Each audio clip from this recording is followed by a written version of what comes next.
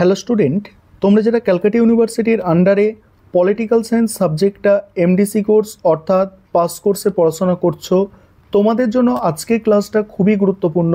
আজকের ক্লাসে তোমাদের সেমিস্টার 5-এর পলিটিক্যাল সায়েন্স এমডিসি কোর্স অর্থাৎ পাস কোর্সের সিলেবাস নিয়ে আলোচনা করব। তোমাদের 5th সেমিস্টারে অর্থাৎ সেমিস্টার 5-এ দুটি পেপার পড়তে হবে। 4th সেমিস্টারে যেমন দুটি সিসি পেপার পড়তে হয়েছিল, ঠিক 5th সেমিস্টারেও দুটো সিসি পেপার পড়তে হচ্ছে। কোডগুলো হচ্ছে সিসি 6 এবং সিসি 7। তোমরা 4th সেমিস্টারে পড়েছ 4 এবং 5, এখানে 6, 7 পড়তে হচ্ছে।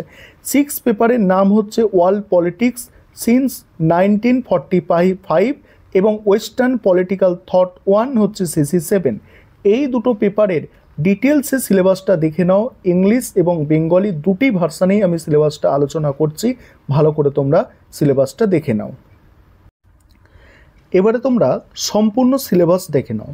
তোমাদের সিসি 5 অর্থাৎ ওয়ার্ল্ড পলিটিক্স যে পেপারটা, এই পেপারটা প্রথম মডিউলে 1 নম্বর অধ্যায় হচ্ছে Cold War and it evolution, অর্থাৎ ঠান্ডা যুদ্ধ তার বিবর্তন, সেখানে আউটলাইন অর্থাৎ সংক্ষিপ্ত বিবরণ।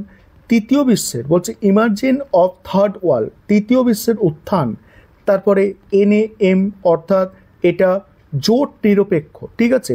নন অ্যালায়েন্স মুভমেন্ট অর্থাৎ জোট নিরপেক্ষ আন্দোলন, ঠিক আছে, এটা জোট নিরপেক্ষ হবে, ঠিক আছে, জোট নিরপেক্ষ আন্দোলন। Pan Africanism, post cold war overview অর্থাৎ ঠান্ডা যুদ্ধের পরবর্তী বিশ্ব, সেখানে সারসংক্ষেপ।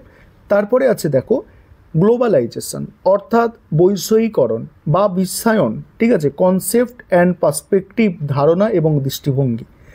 সেকেন্ড চ্যাপ্টার ইউরোপ ইন, দেখো এখানে ট্রান্সিশন অর্থাৎ রূপান্তরের পথে ইউরোপ, এখানে ইউরোপীয় ইউনিয়ন পড়তে হবে তোমাদের, ব্রেক্সিট পড়তে হবে। থার্ড চ্যাপ্টারটা দেখো, থার্ড চ্যাপ্টারে তোমাদের পড়তে হবে বৈষয়িক শাসন ব্যবস্থার প্রধান প্রতিষ্ঠান, যেমন বিশ্বব্যাংক, IMF, এখানে WTO অর্থাৎ হু যেটা আছে দেখো, এখানে দেখো WTO পড়তে হবে। এবার এদের ওভারভিউ জানতে হবে। মেজর রিজিয়নাল অর্গানাইজেশন অর্থাৎ আঞ্চলিক যেসব অর্গানাইজেশন আছে, আসিয়ান, ওপেক, সাপটা, সার্ক, ঠিক আছে, ব্রিক্স, ওয়েস্ট এশিয়া অ্যান্ড দেখো প্যালেস্টাইন কোয়েশ্চেন্স, এইগুলো তোমাদের পড়তে হবে। এখানে বাংলায় লেখা আছে প্যালেস্টাইনের যে সমস্যা বা ফিলিস্তিন যেটাকে বলা হয়। তারপরে হচ্ছে দেখো, তারপরে তোমাদের মডিউল 2 প্রথম যে চ্যাপ্টার আছে ইন্ডিয়া অ্যান্ড হার নেইবার্স অর্থাৎ পাকিস্তান, বাংলাদেশ, তাদের মধ্যে সম্পর্ক ভারতের সাথে। সেকেন্ড আছে এখানে যে 5th চ্যাপ্টার তোমাদের আছে ভারত ও তার প্রতিবেশী, নেপাল, ভুটান, শ্রীলঙ্কা পড়তে হবে। তারপরে আছে ইউএনওর ব্যাকগ্রাউন্ড অর্থাৎ জাতিসংঘের পটভূমি, সেখানে মেজর অর্গ্যানস যেগুলো আছে, প্রধান অঙ্গ অর্থাৎ সাধারণ পরিষদ, নিরাপত্তা পরিষদ, সচিবালয়, ঠিক আছে, এইগুলো। শান্তি রক্ষা, মানবাধিকার, উন্নয়ন, জাতিসংঘের ভূমিকা, এইগুলো এখানে পড়তে হচ্ছে, অর্থাৎ সম্মিলিত জাতিপুঞ্জ তোমাদের এখানে পড়তে হচ্ছে।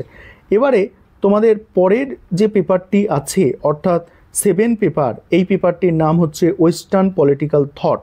দেখছো এখানে একটা কথা বলি যে তোমাদের কিন্তু মানে 5th সেমিস্টারে সিলেবাস কিন্তু অনেকটাই টাফ আছে। আগে কী হতো, এই সব ওয়ার্ল্ড পলিটিক্স তাহলে অনার্স লেভেলে থাকতো, এখন সেগুলোকে জেনারেল অর্থাৎ পাস কোর্সে এমডিসি কোর্সে নিয়ে আসা হয়েছে। তাই অনার্সের তুলনায় কোনো অংশে কিন্তু কম নয়, অনার্সের বেশি পেপার পড়তে হচ্ছে, কিন্তু এই যে পাস কোর্সের সিলেবাস অনার্সের তুলনায় কোনো অংশে কিন্তু কম সিলেবাস নয়, কম পড়লে কিন্তু চলবে না।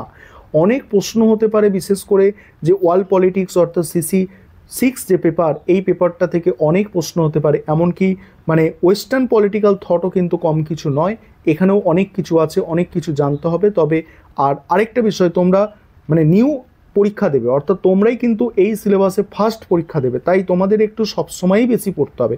আর পরীক্ষা যখনই তোমাদের হয়ে যাবে, যত তাড়াতাড়ি পারো 4th সেমিস্টারের পরীক্ষা কমপ্লিট হলে যত তাড়াতাড়ি পড়ো 5th সেমিস্টারের সিলেবাস কিন্তু পুজোর আগে তোমরা একটু স্টাডি করে নেওয়ার চেষ্টা করবে। এবং তোমরা যদি কেউ মানে অনলাইন কোচিং ক্লাস নিতে চাও তাহলে নিচে নম্বরটায় যোগাযোগ করতে পারো। দেখো এখানে 7 পেপার, প্রথম মডিউল যেটা আছে এখানে গ্রিক পলিটিক্যাল থট অর্থাৎ গ্রিক রাজনৈতিক চিন্তা তার প্রধান বৈশিষ্ট্য, সেখানে প্লেটো, অ্যারিস্টটল, তারপরে সাম্যবাদ পড়তে হবে, অ্যারিস্টটলের রাষ্ট্রের ধারণা, সংবিধানের শ্রেণীবিভাগ, এইগুলো। রোমান পলিটিক্যাল থট আছে, রোমান পলিটিক্যাল থট অর্থাৎ রোমান রাজনৈতিক চিন্তা, এখানে আইন ও নাগরিকত্ব বিষয়ে মতবাদ, রোমান চিন্তার অবদান। এই রোমানদের আইন তত্ত্ব ধরে নাও তোমরা, পরীক্ষায় আসবে একটা প্রশ্ন এখান থেকে। তারপর হচ্ছে medieval political thought in Europe, major features অর্থাৎ ইউরোপীয় মধ্যযুগীয় রাজনৈতিক চিন্তাধারা, প্রধান বৈশিষ্ট্য। তারপরে আছে দেখো কন্ট্রিবিউশন অফ ম্যাকিয়াভেলির অবদান, সেখানে সিগনিফিকেন্স অফ রেনেসাস অর্থাৎ নবজাগরণ, ঠিক আছে। পলিটিক্যাল থট অফ রিফরমেশন অর্থাৎ যে রিফরমেশন বা সংস্কার আন্দোলনের রাজনৈতিক চিন্তাধারা, সেগুলো পড়তে হবে। তোমাদের মডিউল 2 আছে যা বোদিন অর্থাৎ বোধার, আইডিয়া অফ সভিয়েন্টি অর্থাৎ সার্বভৌমিকতার ধারণা। তারপরে আছে দেখো হবসনের দেখো ফাউন্ডার অফ সায়েন্স, এখানে মেটেরিয়ালিস্ট পলিটিক্স অর্থাৎ বস্তুবাদী রাজনীতির জনক, human nature of state of sovereignty অর্থাৎ মানব প্রাকৃতিক অবস্থা, রাষ্ট্র সার্বভৌমত্ব, এগুলো পড়তে হবে। জন লক সম্পর্কে জানতে হবে, উদারনীতিবাদের জনক হিসাবে জন লক। তারপরে স্বাভাবিক অধিকার, সম্পত্তি ও সম্মতি সম্পর্কে মতবাদ, অনেক বড় সিলেবাস দেখতে পাচ্ছ। তারপরে রুশো সাধারণ ইচ্ছা, স্বাধীনতা, গণতন্ত্র, সার্বভৌমিকত্ব সম্পর্কে মতামত, এইগুলো